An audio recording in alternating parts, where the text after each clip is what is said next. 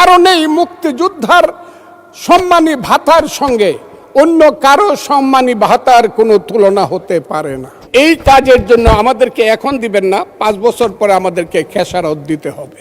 তাহলে 147 প্যারায় লেখা আছে, জনাব অর্থমন্ত্রী, সরকার মহান মুক্তিযুদ্ধের ইতিহাস সংরক্ষণ ও বীর মুক্তিযোদ্ধাদের কল্যাণে নিরলসভাবে কাজ করছে। ঠিক আছে, সাধারণ মুক্তিযোদ্ধাদের মাসিক সম্মানের 20,000 টাকা অপরিবর্তিত রাখার এবং খেতাবপ্রাপ্ত মুক্তিযোদ্ধা যেমন বীর শ্রেষ্ঠ, বীরুত্তম, বীর বিক্রম, বীর প্রতীকদের 5,000 টাকা বৃদ্ধি করছে। ঠিক 48 ওনারা এসে লিখতেছেন জুলাই অভ্যুত্থানে, আমি তাদেরকেও শ্রদ্ধা করি, জুলাই অভ্যুত্থানকেও আমি শ্রদ্ধা করি। জুলাই অভ্যুত্থানে শহীদ পরিবারের মাসিক ভাতা 20,000 টাকা, ঠিক আছে। এরপরে আবার লিখতেছে এসসি ও ওসি ক্যাটাগরিতে আহতদের যথাক্রমে 20,000, 15,000 এবং 10,000 টাকা। কোনো কারণেই ওই যে আমি বলছি যারা মুক্তিযুদ্ধকে শ্রেষ্ঠ মনে করেন, কোনো কারণেই মুক্তিযোদ্ধার সম্মানী ভাতার সঙ্গে অন্য কারো সম্মানী ভাতার কোনো তুলনা হতে পারে না।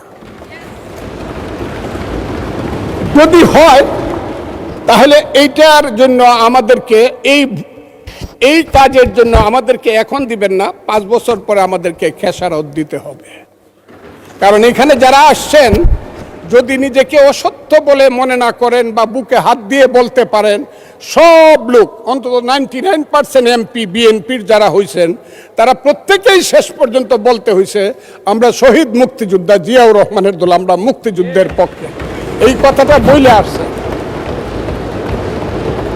আর তারা বলছে তারা জুলাইয়ের পক্ষে এবং সৎ নেতৃত্বের পক্ষে, সৎ রাজনীতির পক্ষে।